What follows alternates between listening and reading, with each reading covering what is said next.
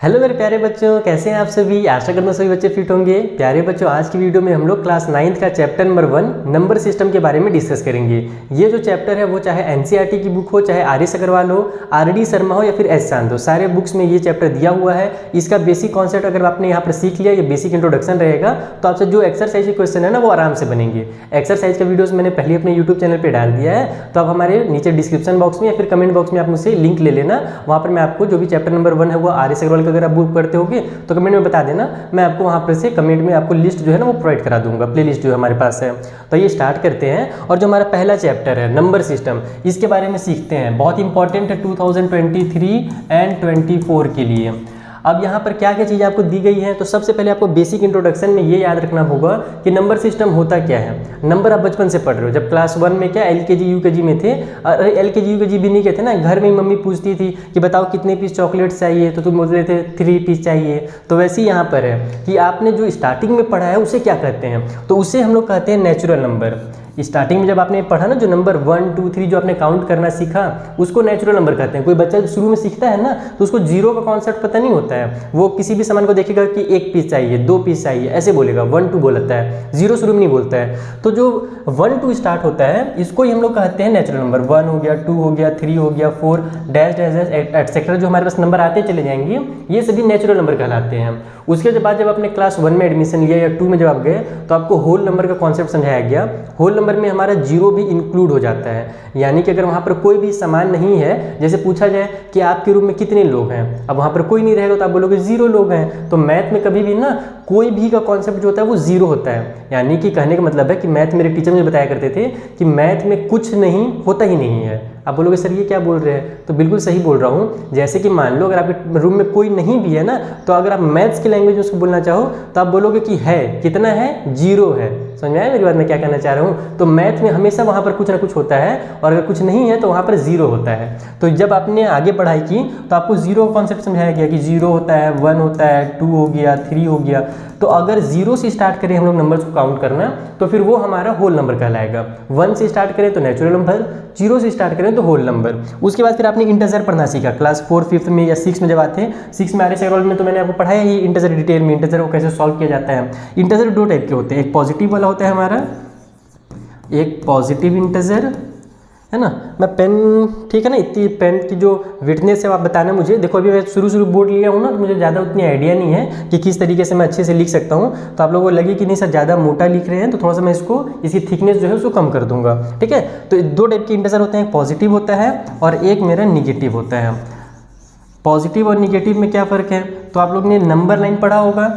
Number line में बीचों बीच में 0 आपने देखा होगा, राइट में 1 आता है, 2 आता है, लेफ्ट में -1 आता है, -2 आता है। तो ये सब जो नंबर हैं ये हमारे पूरे इंटीजर हैं, यानी कि 0 को भी इंक्लूड कर दो, प्लस वाले नंबर को भी इंक्लूड कर दो, माइनस वाले को भी इंक्लूड कर दो, तो इसको इंटीजर कहा जाता है। और यहाँ पर ध्यान रखना कि जो 0 हो वो ना ही पॉजिटिव होता है और ना ही निगेटिव होता है। 0 is neither positive nor negative. अगर एक नंबर में क्वेश्चन आ गया कि 0 is a negative number, true और फॉल्स, तो वो फॉल्स हो जाएगा, क्योंकि 0 ना ही पॉजिटिव है ना ही निगेटिव है। ये जो नंबर्स हैं ये पॉजिटिव या निगेटिव होते हैं, ठीक है। तो इंटीजर 2 टाइप के होते हैं। चलिए आगे बढ़ते हैं। इतना ये सब चीज़ तो आपको बेसिक कॉन्सेप्ट पहले से पता होगा। अब हम लोग आ जाते हैं rational number, irrational number and whole numbers में। होल नंबर्स, अरे होल नंबर गलती से लिखा गया है, एक्चुअल में यहाँ पर मैं रियल नंबर लिखना चाह रहा था, ठीक है। ओहो, कहाँ से इरेज होगा ये, ऐसे हो जाएगा इरेज, हाँ हो जा रहा है, ले पूरा इरेज हो गया, कोई बात नहीं, थोड़ा सा सीखने में टाइम लगेगा लेकिन सीख जाएंगे। तो यहाँ पे होल नंबर नहीं होगा, ये रियल नंबर्स होगा। अब देखो सबसे पहले समझो रैशनल नंबर क्या होता है। तो रैशनल नंबर का भी कॉन्सेप्ट अपने क्लास 8 में पढ़ना समझ लिया था कि जो भी फ्रैक्शन वाले नंबर होते हैं, इजी लैंग्वेज में कहो तो फ्रैक्शन वाले नंबर को ही रैशनल नंबर कहा जाता है। और इसको ऐसे भी लिखा जाता है कि P/Q के फॉर्म में होना चाहिए, और यहाँ जो Q हो वो 0 के इक्वल नहीं होना चाहिए। तो ऐसा अगर कोई भी नंबर है तो वो रैशनल नंबर है। फॉर एग्जाम्पल 2/5 हो गया एक रैशनल नंबर, 3/2 हमारे पास एक रैशनल नंबर हो गया। उसके अलावा अगर मैं केवल 2 लिखता हूँ तो 2 भी एक रैशनल नंबर है। तो जिन बच्चों का कॉन्सेप्ट क्लियर नहीं होगा, जिन्होंने हमारे एक्सरसाइज की वीडियोस नहीं देखे होंगे, उनको कंफ्यूजन होगा यहाँ पे कि अरे सर 2 कहाँ से रैशनल नंबर हो गया, वो तो फ्रैक्शन के फॉर्म में नहीं है। तो बिल्कुल ये फ्रैक्शन के फॉर्म में। कभी भी कोई भी अगर नंबर बीच हवा में लटका हुआ है तो इसका मतलब समझो कि उसके नीचे एक 1 हमेशा छुपा रहता है, उसका 1 हमेशा साथ देता है। और उसी तरीके से जैसे अगर मान लो कोई नंबर ऐसे लिखा हुआ है ना, तो उसका आप 1 से मल्टीप्लाई करके ऐसे भी लिख सकते हो, क्योंकि 2 को 1 जा हमारा 2 ही हो जाएगा। तो उसी तरीके से कोई भी अगर नंबर लिखा हुआ हुआ है, चाहे वो माइनस का 4 हो, है ना, तो ये भी हमारा एक रैशनल नंबर है, क्योंकि इसके नीचे भी एक 1 छुपा हुआ रहता है। अब एक एग्जांपल और लेते हैं, जैसे कि मान लो 2/0 अगर दिया हुआ है, तो क्या ये रैशनल नंबर है क्या? तो बिल्कुल नहीं, क्योंकि हमने क्या सीखा कि जो डिनोमिनेटर है, जो q है, वो कभी भी 0 नहीं होना चाहिए। अगर 0 है तो ये फिर हमारा रैशनल नंबर नहीं होगा, ठीक है। इसको हम लोग डिफाइन नहीं कर सकते, इस टाइप के नंबर्स को, किसी के भी नंबर को हम लोग 0 से डिवाइड नहीं कर सकते। हाँ, 0 जो है वो एक रैशनल नंबर है। अगर 0 लिखा हुआ है तो 0 के नीचे आप 1 लिख सकते हो, 0 = 1 = 0, लेकिन 2 = 0 इज नॉट डिफाइंड, ठीक है, इसको हम डिफाइन नहीं कर पाते हैं। तो ये हमारा एक रैशनल नंबर है, लेकिन ये रैशनल नंबर नहीं है। ध्यान रखना, 0 भी एक रैशनल नंबर ही है, ये आप एकदम दिमाग में फिट कर लो, ठीक है। आगे बढ़ते हैं, अब आते हैं इरैशनल नंबर में। तो इरैशनल नंबर क्या होता है? रैशनल तो समझ में आ गया, इरैशनल नंबर क्या होगा? तो इरैशनल नंबर में वो नंबर्स होते हैं ना जिनको हम लोग कभी कंप्लीट लिख ही नहीं सकते। फॉर एग्जांपल मैं बताऊं आपको, जैसे कि एक नंबर मैं लिखना शुरू किया, जैसे पाई का जो वैल्यू है, या फिर पाई का वैल्यू छोड़ दो, कोई भी नंबर ले लो, सिंपल नंबर, जैसे मैंने 1.5 लिखा, है ना। अब इसके बाद जब मैं इसको जब जो भी नंबर था उसको मैं जब डिवाइड दे रहा हूँ तो डेसिमल में आ रहा है, तो 1.5 आया, फिर 6 आया, फिर 8 आया, फिर 9 आया, फिर 2 आया, फिर 3 आया, फिर 4 आया, फिर 6 आया। कई बार आप लोग डिवाइड दिए होगे तो देखे होगे कि ऐसा होता है कि कभी भी कंप्लीट डिवाइड होता ही नहीं है, बस रिमाइंडर हमारा आता चला जाता है। हम लोग डेसिमल लगा करके उसको डिवाइड करते जाते हैं, वो डिवाइड होता चला जाता है, कभी भी कंप्लीट नहीं होता है। तो इस टाइप के जो नंबर्स होते हैं ना, इनको इरैशनल नंबर कहा जाता है। समझ में आया? बेसिक कॉन्सेप्ट बस यही है इसका, इरैशनल का। बहुत सारी चीज़ें हैं, जैसे कि रूट वाले नंबर भी इरैशनल होते हैं, जैसे कि √2 जो होता है हमारा वो इरैशनल है, √3 इरैशनल है ना। तो वो सब हम लोग डिटेल में तो एक्सरसाइज में सीखेंगे ही। यहाँ बस बेसिक कॉन्सेप्ट आप ये समझ लो कि हमारे पास ऐसा नंबर जिसका हम लोग जब डेसिमल एक्सपेंशन करें, जब डेसिमल में उस नंबर को निकालें, तो वो हमारा टर्मिनेट ना हो। टर्मिनेट का मतलब होता है कंप्लीट हो जाना। अभी मैं टर्मिनेटिंग नॉन टर्मिनेटिंग में आने वाला हूँ आगे, फिर बस इतना समझ लो कि अगर डेसिमल हमारा कंप्लीट आते चला जा रहा, रुक ही नहीं रहा है, तो उसको ही हम लोग कहते हैं इरैशनल नंबर, ठीक है। अब आते हैं रियल नंबर्स की। रियल नंबर्स क्या होता है भाई? तो रियल नंबर को मैंने गलती से होल नंबर इसीलिए लिख दिया है क्योंकि रियल नंबर का मतलब ही होता है कि जितने भी दुनिया में नंबर्स हैं, चाहे वो हमारे रैशनल नंबर हो, चाहे वो इरैशनल नंबर हो, उन सभी को मिला दो, एक बड़ा सा होल बनाओ, ठीक है। उसके अंदर आप रैशनल नंबर भी डाल दो और इरैशनल नंबर भी डाल दो, तो जितने भी नंबर आपको मिलेंगे रैशनल और इरैशनल को मिला के, उनको ही हम लोग रियल नंबर कहते हैं। Is that clear? Real number is, है ना, mixture of rational and irrational number, कि ऑल द रैशनल और इरैशनल नंबर इंक्लूड कर दिया जाए तो उनको मिला करके रियल नंबर बन जाता है। तो ये हमारा बेसिक कॉन्सेप्ट है नंबर सिस्टम का, ठीक है। इतने ही नंबर्स होते हैं, रियल नंबर के बाद आपको कोई नंबर नहीं मिलने वाला, ठीक है। तो ये हमारा बेसिक कॉन्सेप्ट क्लियर हो गया। अब हम लोग आते हैं कि एग्जाम में कैसे क्वेश्चन आते हैं, बुक में किस टाइप से क्वेश्चन दिए हुए हैं, है ना, और क्या क्या चीज़ें हैं। तो जैसे कि लास्ट वाले एक्सरसाइज में अगर आप देखोगे तो डिनोमिनेटर को रैशनलाइज वगैरह करने का एक्सरसाइज दिया हुआ है, उसमें भी हम लोग नहीं जाएंगे। हम लोग फिलहाल एक्सरसाइज 1.3 तक मेरे हिसाब से इनफ रहेगा आपके लिए इस वीडियो में, जिसमें आपको बेसिक चीज़ें समझाऊंगा। जैसे पहला जो है कि यहाँ पर हमारे पास कुछ क्वेश्चंस आ गए हैं। पहला क्वेश्चन क्या है कि every whole number is a natural number. जितने भी होल नंबर हैं वो एक नेचुरल नंबर है। तो होल नंबर हम लोग क्या जानते हैं, कौन से होते हैं? 0, 1, 2, 3, 4। तो हम लोग ये तो जानते हैं कि 1 से लेकर के 4 तक जो मैंने नंबर लिखा है या फिर इसके आगे जो नंबर लिखूंगा वो नेचुरल नंबर तो होगा, लेकिन 0 नेचुरल नंबर हमारे पास नहीं है। लेकिन 0 होल नंबर तो होता है, जैसे कि अभी हमने सिखाया। तो यहाँ पर अगर बोला है कि every whole number is a natural number, जितने भी होल नंबर है सब नेचुरल नंबर है, तो ये गलत बात है। 0 जो है वो नेचुरल नंबर नहीं है।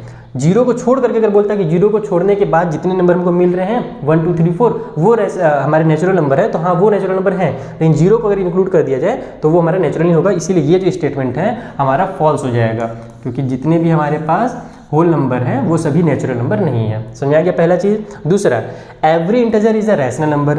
जितने भी इंटीजर हैं वो हमारे रैशनल नंबर हैं, तो ये भी बिल्कुल सही है। जैसे कि मान लो -4 लिखा मैंने नेगेटिव इंटीजर, मैंने 0 लिखा हमारा ये नेगेटिव भी नहीं है पॉजिटिव भी नहीं है, मैं 2 लिख देता हूँ एक पॉजिटिव इंटीजर। तो हम लोग जानते हैं इसके नीचे भी एक 1 है, इसके नीचे भी एक 1 है, इसके नीचे भी 1 है। तो ये जो जितने भी हमारे पास इंटीजर थे ये सभी हमारे रैशनल नंबर भी कहलाएंगे। तो ये हमारा क्या है, ट्रू स्टेटमेंट है, यानी कि ये स्टेटमेंट हमारा सही है। तो इन सब चीज़ों से मैं आपका बस कॉन्सेप्ट क्लियर कराना चाहता हूँ। आगे बढ़ते हैं अगले में, every rational number is a integer. जितने भी रैशनल नंबर हैं क्या वो इंटीजर हैं क्या? तो इंटीजर मैंने आपको क्या सिखाया, किसको बोलते हैं? जो लाइन से नॉर्मल नंबर हो, जैसे कि 1 हो गया, 2 हो गया, 3 हो गया, है ना, -1 हो गया, -2 हो गया। तो ये इस टाइप के नंबर जो होते हैं उनको इंटीजर कहते हैं। और अगर हम लोग ये सब तो जो इंटीजर हैं ये तो हमारे क्या बोलते हैं रैशनल नंबर आ गए, लेकिन मैं कुछ रैशनल नंबर के एग्जाम्पल जैसे लिखूँ, जैसे मैं 2/5 लिखूँ तो ये हमारा इंटीजर नहीं कहलाएगा। इंटीजर फ्रैक्शन के फॉर्म में नहीं होता है, इंटीजर इस फॉर्म में होता है, ठीक है। तो हमारे इसमें क्या बोला है कि जितने भी रैशनल नंबर हैं वो इंटीजर होंगे, तो ये गलत है क्योंकि हमारा ये वाला जो फॉर्म हो जाता है ये इंटीजर नहीं कहलाता है। तो इस तरीके से हमारा ये भी कॉन्सेप्ट अब क्लियर हो गया। आई होप आपको समझ में आ रहा होगा। कुछ भी डाउट हो तो आप कमेंट बॉक्स में मुझसे पूछते चले जाइएगा, ठीक है। आगे बढ़ते हैं और क्या क्या चीज़ें हमारे पास दी हुई चैप्टर नंबर 9 में। तो अब हमसे बोल रहा है find 4 rational number between 2/3 and 4/3। तो ये बहुत ही इंपॉर्टेंट क्वेश्चन है। इस टाइप के क्वेश्चन बच्चे बहुत ज़्यादा कंफ्यूज होते हैं, जबकि इसका बेसिक कॉन्सेप्ट एकदम है कि आपको बहुत सारे नंबर मिल जाएंगे। अगर हमारे पास दो कोई भी नंबर दिया हुआ है, जैसे यहाँ पर कौन कौन सा नंबर दिया हुआ है 2/3 लिख लेता हूँ मैं। दूसरा नंबर कौन सा है 4/3।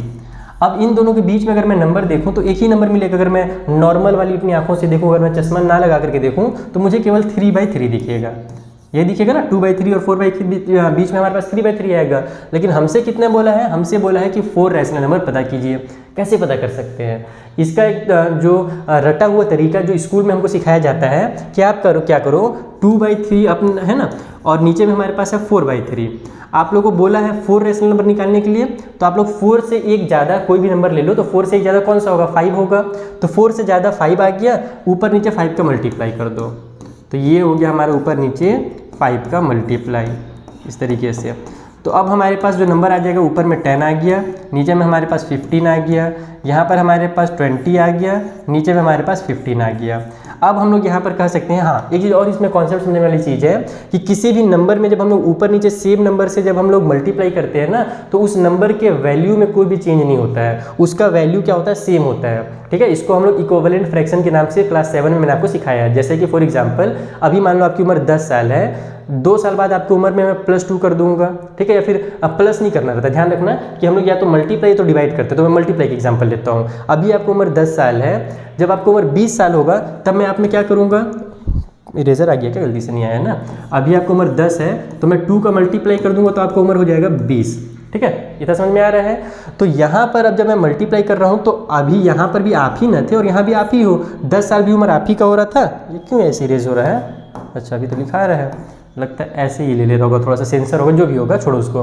तो यहाँ भी आप ही हो और यहाँ भी क्या हो, आप ही हो, बस नंबर का हमने मल्टीप्लाई किया है। तो यहाँ पर फ्रैक्शन में भी वही चीज़ होता है। नॉर्मल नंबर में तो नहीं होता है ऐसा। नॉर्मल में अगर 10 का 2 से मल्टीप्लाई कर दिया 20 आ गया, तो 10 और 20 अलग अलग चीज़ें हैं। लेकिन फ्रैक्शन में ऐसा नहीं है। अगर 2/3 में अगर आप ऊपर और नीचे सेम नंबर से मल्टीप्लाई कर रहे हो तो 10/15 जो है कह लो इसी का एक दूसरा रूप है। इसने प्लास्टिक सर्जरी करवाया 2/3 ने और 10/15 बन गया है। तो यहाँ पर ये हमारा इक्विवेलेंट फ्रैक्शन होता है, यानी कि 2/3 और 10/15 दोनों का सेम वैल्यू है, उसका वैल्यू में कोई भी फर्क नहीं हुआ, ठीक है। तो अब हम लोग यहाँ पर से बीच में कितना नंबर निकाल सकते हैं, 4 नंबर बोला है। तो हमारा 11/15 हो जाएगा, 12/15 हो जाएगा, है ना, फिर 13/15 हो जाएगा, फिर 14/15 हो जाएगा। 4 नंबर मैंने लिख लिया। लेकिन क्या इतने ही नंबर हैं क्या? अगर मैं ऊपर नीचे 5 से मल्टीप्लाई ना करके किसी और नंबर से मल्टीप्लाई करूँ तो क्या आंसर गलत हो जाएगा? तो बिल्कुल आंसर गलत नहीं होगा। अगर मान लो यहाँ पर मैं पेज कैसे ऐड कर सकता हूँ, पेज ऐड नहीं करता हूँ, इसी को मिटाता हूँ। जैसे देखो अगर मान लो मैं यहाँ पर 2/3 जो था, मैं हमेशा क्या करता हूँ पता है, अपने बच्चों को सिखाता हूँ कि आप लोग +1 करके मल्टीप्लाई मत करो, उसमें टाइम ज़्यादा लगेगा। और 4/3 है तो हम लोग क्या करते हैं, ऊपर नीचे डायरेक्ट 10 से मल्टीप्लाई करते हैं। ऊपर नीचे आप लोग 10 से मल्टीप्लाई कर दो, और अगर चाहो तो 100 से भी कर सकते हो। तो हम लोग क्या जानते हैं कि 10 से मल्टीप्लाई करना या फिर 100 से मल्टीप्लाई करना, बतिया तो एक ही पड़ता है हमारा। तो यहाँ पर 3 × 10 मैंने कर दिया। तो अब ये कितना हो जाएगा, अब ये हो जाएगा 20/30 और नीचे में हो जाएगा हमारे पास 40/30। तो इसका फ़ायदा कब होता है पता है आपको, जब हमारे पास बहुत बड़े बड़े नंबर दिए रहते हैं ना, तो उसका टेबल पढ़ने में टाइम लग जाता है, मल्टीप्लाई करने में टाइम लग जाता है। तब आप लोग कुछ मत करना, सीधे 10 से या फिर 100 से ऐसे नंबर से मल्टीप्लाई करना कि जिसके लास्ट में केवल 0 बढ़ाना रहे। तो 2/3 है तो 20/30 हो जाएगा, 4/3 है तो 40/30 हो जाएगा। जैसे मैंने बताया कि सेम नंबर से ऊपर नीचे मल्टीप्लाई करने से वैल्यू में कोई चेंज नहीं होता है। तो 2/3 ही 20/30 भी है। तो अब इनके बीच में आप कितने ऐसे नंबर लिख सकते हो, 21/30 हो गया, 22/30 हो गया, है ना, या फिर 23 चलो लिख दिया तो 23 भी हो सकता है, 25 भी हो सकता है, बहुत सारे नंबर हो सकते हैं। तो जरूरी नहीं कि जो टीचर आपको मेथड सिखाए कि एक नंबर बढ़ा दो उसी से मल्टीप्लाई करो, ऐसा जरूरी बिल्कुल भी नहीं है। आप लोगों को क्या करना है, अपने मन से उसका मल्टीप्लाई करना है। दूसरा चीज़, इसमें एक और क्वेश्चन आता है। जैसे यहाँ पर मैंने बस केवल 2/3 हमारे पास लाइक फ्रैक्शन है ना, नीचे में दोनों के 3 है। अगर मैं इसको चेंज कर दूँ, ये समझ में आ गया आप लोग ना, इसको मैं इरेज कर रहा हूँ ना, इसमें पेज भी मैं ऐड कर सकता था। ये इरेजर कैसे बड़ा होगा, बड़ा हो गया। वाह, सीख रहा हूँ बच्चों, चिंता मत करो। जैसे आप लोग मैथ सीख रहे हो वैसे मैं इस बोर्ड का यूज़ करना सीख रहा हूँ। जैसे दूसरा मैं एग्जांपल लेता हूँ, अगर मेरे पास दिया रहता 2/5, ठीक है, और दिया रहता मेरे पास 3/4, तो अब क्या करूं, अभी तो जब मैं अगली बार जब मल्टीप्लाई कर रहा था तो डिनोमिनेटर हमारे पास सेम टू सेम दिया हुआ था, तो हमने फटाक से 10 और 10 का मल्टीप्लाई कर दिया तो तुरंत आंसर आ गया। लेकिन जब अलग अलग हमारे पास डिनोमिनेटर आ जाता है ना, तब आपको क्या करना है, डिनोमिनेटर्स को इक्वल करना है। ध्यान रखना, अगर डिनोमिनेटर इक्वल नहीं होगा तो गलत आंसर आ जाएगा। तो यहाँ पर अगर मैं क्या करूँ, 2/5 है तो मैं ऊपर नीचे यहाँ पर ही 4 का मल्टीप्लाई कर देता हूँ, यहाँ भी 4 का मल्टीप्लाई कर देता हूँ। उससे फायदा क्या होगा वो समझना। तो 2 4 जा 8 हो जाएगा, नीचे में 5 4 जा 20 हो जाएगा। यहाँ पर हमारे पास जो 3/4 दिया हुआ है, ऊपर में मैं 5 का मल्टीप्लाई करूँगा और नीचे भी मैं 5 का मल्टीप्लाई करूँगा, तो ऊपर में हमारे पास 15 आ जाएगा और नीचे में हमारे पास 20 आ जाएगा। तो मैंने क्या किया, ऐसे नंबर से मल्टीप्लाई किया कि डिनोमिनेटर में दोनों के सेम नंबर आ जाए। अब मेरे को ये पता कैसे चला कि मुझे नीचे में 20 ही लाना है, तो मुझे पता इस तरीके से चला कि 5 और 4 का जो एलसीएम होता है, lowest common multiple, lowest common multiple का मतलब होता है वो नंबर जो दोनों के टेबल में आता हो, 4 के टेबल में भी आता हो और 5 के टेबल में भी आता हो, उसको लोवेस्ट कॉमन मल्टीपल बोलते हैं। तो यहाँ पर हमारा डिनोमिनेटर में हमारे पास दोनों में जब 20 मुझे पता चल गया कि एलसीएम 20 है, तो मैंने सोचा कि 5 में कितने का मल्टीप्लाई करूँगी, 20 आएगा। तो मुझे पता था 5 में 4 का मल्टीप्लाई करूँगा, इसीलिए मैंने ऊपर नीचे 4 से मल्टीप्लाई कर दिया। और यहाँ पर मुझे 4 में कितने का मल्टीप्लाई करने से 20 मिलता, तो 5 से मल्टीप्लाई करने पे 20 मिलता, इसीलिए मैंने ऊपर नीचे 5 से मल्टीप्लाई कर दिया। तो अब मेरे पास 8/20 और 15/20 आ गया है, बीच से 9/20, 11/20, 13/20, कोई भी नंबर उठा करके लिख दो, आपको बहुत सारे नंबर मिल जाएंगे। और अगर बोलता कि यहाँ पर 4 रैशनल नंबर मत निकालिए, बहुत ज़्यादा रैशनल नंबर निकालिए, सिर्फ 10 रैशनल नंबर बोल देता, तो 10 रैशनल नंबर इसके बीच में तो हमको नहीं दिख रहा है, तो हम लोग क्या करते हैं, फिर से इसमें ऊपर नीचे 2 से और मल्टीप्लाई कर देते। लो ऐसे अगर एक बार और मैं 2 से मल्टीप्लाई कर दूँ, ऊपर नीचे इधर भी, तो नीचे में हमारे पास यहाँ पर 40 हो जाएगा, ऊपर में हमारे पास 16 हो जाएगा। ठीक है, यहाँ पर नीचे में हमारे पास 40 हो जाएगा, ऊपर में हमारे पास 30 हो जाएगा। अब तो मिल गया ना 10 रैशनल नंबर। तो बस आपको ऊपर नीचे मल्टीप्लाई करना है, डिनोमिनेटर को सेम रखना है, आंसर आता चला जाएगा। आई होप आपको इतना समझ में आ गया होगा। आगे बढ़ते हैं, थोड़ा सा पानी पी लेता हूँ।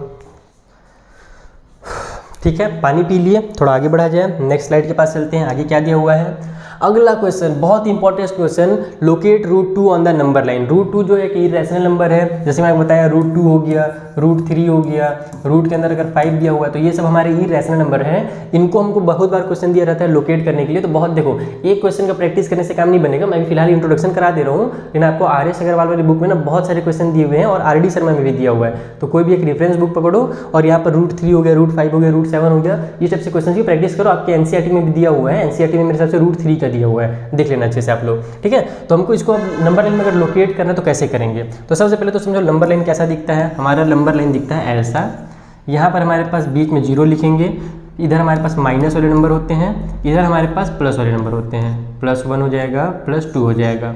अब आपको क्या करना है, ये दिमाग लगाना है कि √2 हम लोग कैसे ला सकते हैं। √2 लाने का एक तरीका होता है। इस टाइप से क्वेश्चन सॉल्व करने के लिए आपको पाइथागोरस चर्चा जो थी ना, याद आ रहा होगा पाइथागोरस थ्योरम का, उसका यूज़ करना पड़ता है। पाइथागोरस चर्चा ने क्या बताया था, किसी भी राइट एंगल ट्रायंगल में हमारे पास जो हाइपोटेन्यूज होता है, इस वाले साइड को हाइपोटेन्यूज बोलते हैं, इसको हम लोग बेस ले लेते हैं और इसको हम लोग हाइट ले लेते हैं। ठीक है, तो 90 डिग्री का अपोजिट में जो होता है, तिरछे जो लाइन होती है, विकर्ण जिसको हिंदी में कहा जाता है, इसको ही हम लोग हाइपोटेन्यूज करते हैं। ठीक है, तो यहाँ पर मैं इसको परपेंडिकुलर P से शो कर देता हूँ। परपेंडिकुलर भी हाइट को ही कहा जाता है, तो P से शो करूँगा तो इससे आपको कन्फ्यूजन नहीं होगा। ये तो दोनों H लिख दूंगा तो कन्फ्यूजन हो जाएगा।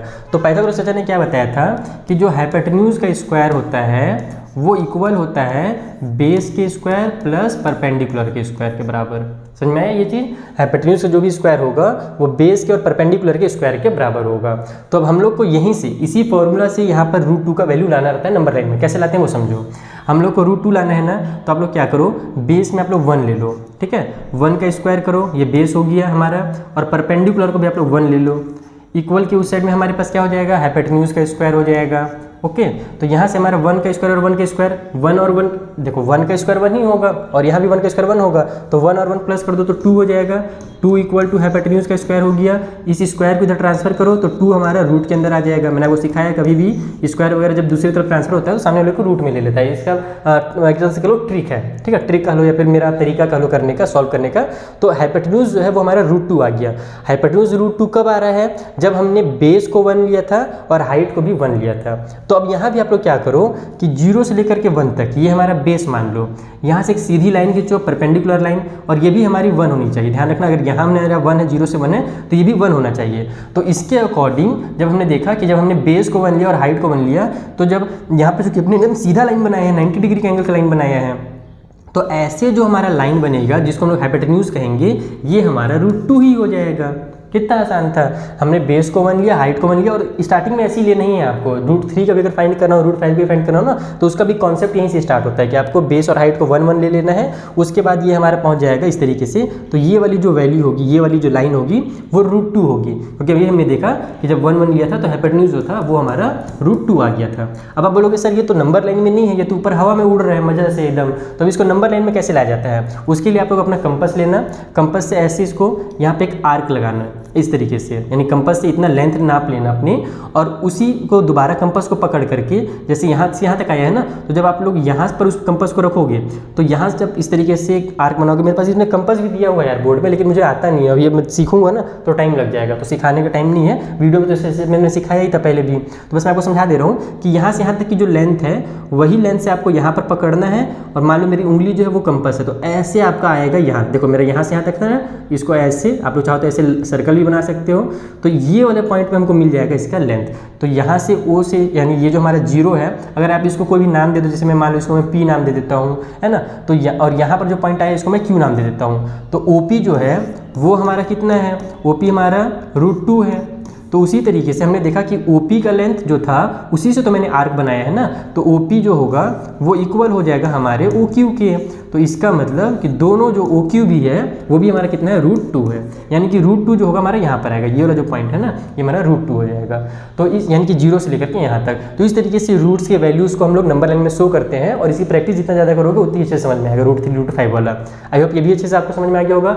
डाउट हो कमेंट बॉक्स में पूछना, देखो कमेंट बॉक्स में सारी डाउट्स को मैं क्लियर नहीं कर पाता हूँ, दिक्कत होता है उसमें टाइप करने में, रूट वगैरह लिखने बनता नहीं है, तो इसलिए आप लोग इंस्टाग्राम के थ्रू, टेलीग्राम में मैंने ग्रुप बना दिया है जिसमें आप लोग ज्वाइन हो सकते हो, उसमें आप अपने फ्रेंड से डिस्कशन भी कर सकते हो। 2 चीज़ें, टेलीग्राम में एक हमारा चैनल है जिसमें मैं आपको PDF प्रोवाइड कराता हूँ जो भी सॉल्यूशन रहते हैं उनके, और दूसरा हमारा ग्रुप है उसमें मैं आप लोगों आपस में डिस्कस करते हैं, फ्रेंड्स लोग भी आपस में डिस्कस करते हैं, मैं भी बीच में आकर के डिस्कस करता हूँ, तो वो सब ज्वाइन कर लेना। साथ ही जो मैंने अपना एप्लीकेशन लॉन्च किया है, एप्लीकेशन को डाउनलोड करना बिल्कुल मत भूलिएगा, क्योंकि उसमें आपको ये सब चीज़ें जो है ना फ्री में सिखाई जाने वाली है, ठीक है, और अपने फ्रेंड से भी ये सब शेयर जरूर करना।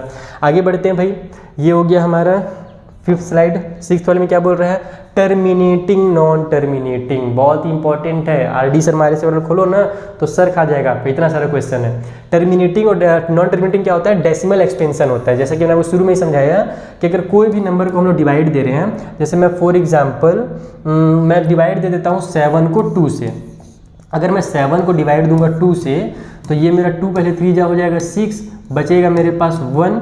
अब मैं यहाँ पे डेसिमल लगा करके 0 बढ़ाऊंगा तो 2 5 से मेरा 10 हो जाएगा। इतना तो सबको आता है। तो यहाँ पर हमारा जो डेसिमल आया 7/2 का, ये कितना आया? 3.5 आया है। तो ये क्या हुआ? टर्मिनेट हो गया। टर्मिनेट यानी खत्म, खेल खत्म हो गया इसका। डेसिमल के बाद ये रुक नहीं रहा है ना। लेकिन वहीं अगर मैं नॉन टर्मिनेटिंग में देखूं तो ऐसे नंबर जैसे कि मान लो मैं 22 को डिवाइड देता हूं 7 से, तो यहाँ पर जब मैं डिवाइड दूंगा, देखो 22 डिवाइड बाई 7, तो ये मेरा भी सर खा जाएगा। कैसे सर खाएगा वो देखना। 7 3 जा हमारे पास 21 हो जाएगा, बचेगा 1, है ना। फिर उसके बाद हम डेसिमल लगा के 0 बढ़ाएंगे तो 7 1 जा फिर 7 हो जाएगा, बचेगा 3। फिर हमारा 0 बढ़ाएंगे तो 7 के टेबल में हमारे पास 7 4 जा 28 हो जाएगा, फिर बचेगा 2।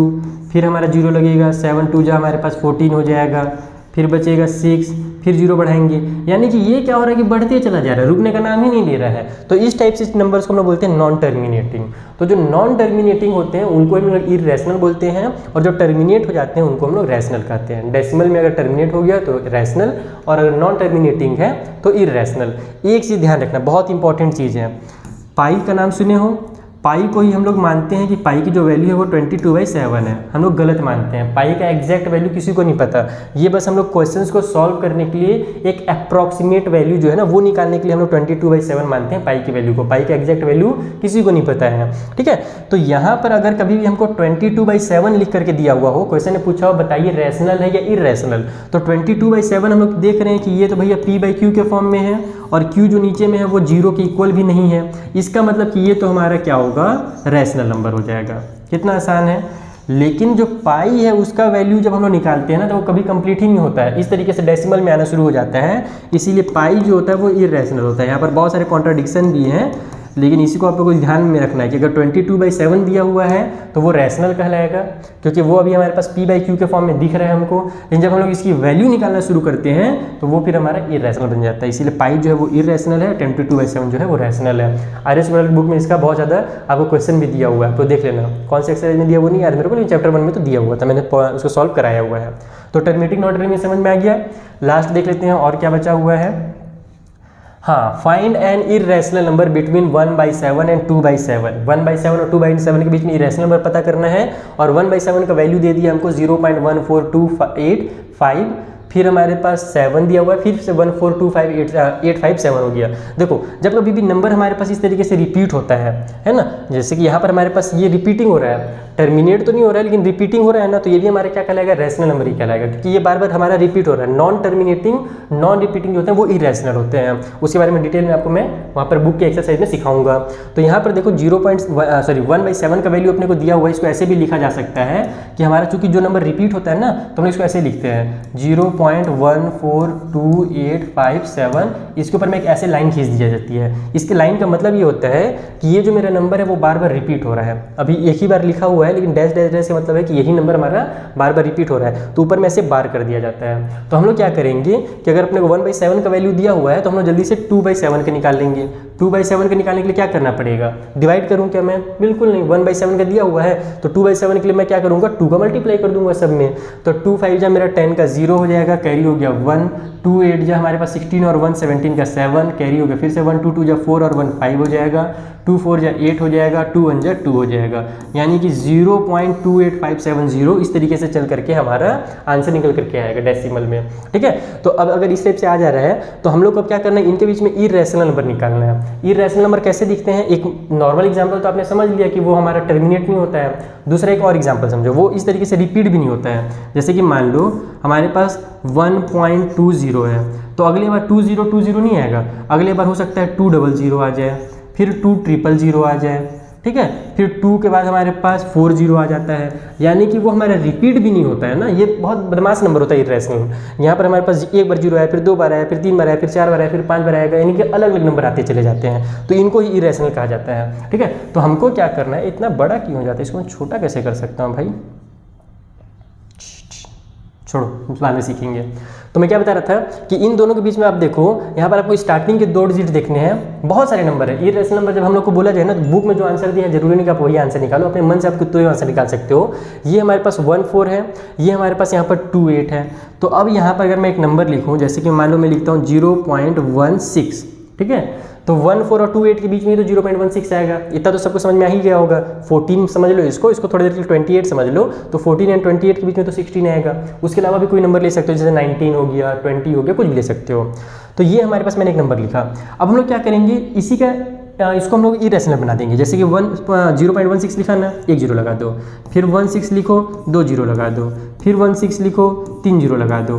तो यहाँ पर अब आप लोग ये मत सोचना कि सर इधर तो नंबर चेंज है। मेन आप लोग स्टार्टिंग के 2 डिजिट देखो कि यहाँ पर 14 था, 28 था, तो उसके बीच में ही ये नंबर आएगा। और उसके बाद आप लोग कुछ भी लिख सकते हो, बस वो हमारा रिपीटिंग नहीं होना चाहिए, टर्मिनेटिंग नहीं होना चाहिए, नॉन टर्मिनेटिंग नॉन रिपीटिंग होना चाहिए। यानी कि इस तरीके से हमारा ये बढ़ते भी चला जा रहा है और रिपीट भी नहीं हो रहा है। तो ये रैशनल नंबर भी हमारा क्या होगा, इन दोनों के बीच में होगा। उसके अलावा जैसे मैंने आपको समझाया कि 14 और अगर 28 है, तो अगर मैं 25 लेता हूँ तो ये भी तो इन्हीं दोनों के बीच में आएगा। तो 250 कर दिया, 2500 कर दिया, 25000 कर दिया, बहुत सारे नंबर बच्चा लोग। तो इस तरीके से हमारे ये चैप्टर का इंट्रोडक्शन पार्ट यहाँ पर कंप्लीट होता है। आई होप आपको वीडियो पसंद आया हो तो अपने फ्रेंड्स के साथ जरूर शेयर कीजिए, उनको ही बोलिए हमारे एप्लीकेशन को डाउनलोड कर लें जल्दी से, ताकि मैं और इस तरीके के जो आपके लिए जो वीडियोज़ हैं जो आपको हेल्प करेंगे, आप एग्जाम के लिए आपको मोटिवेट करेंगे कि मैथ बहुत ज़्यादा ईजी होता है। मैथ का अगर कॉन्सेप्ट क्लियर हो जाए ना तो बहुत ईजी लगने लगता है। स्कूल में हम लोग से कॉन्सेप्ट नहीं कराया जाता है, हम लोग से केवल एक्सरसाइज कराया जाता है। तो मैं बेसिक कॉन्सेप्ट इस एप्लीकेशन के थ्रू आपका क्लियर कराऊंगा। आई होप आपको वीडियो पसंद आया हो, शेयर जरूर कीजिएगा एंड अपने फ्रेंड से डाउनलोड भी करवाइए एप्लीकेशन को। Thank you for watching.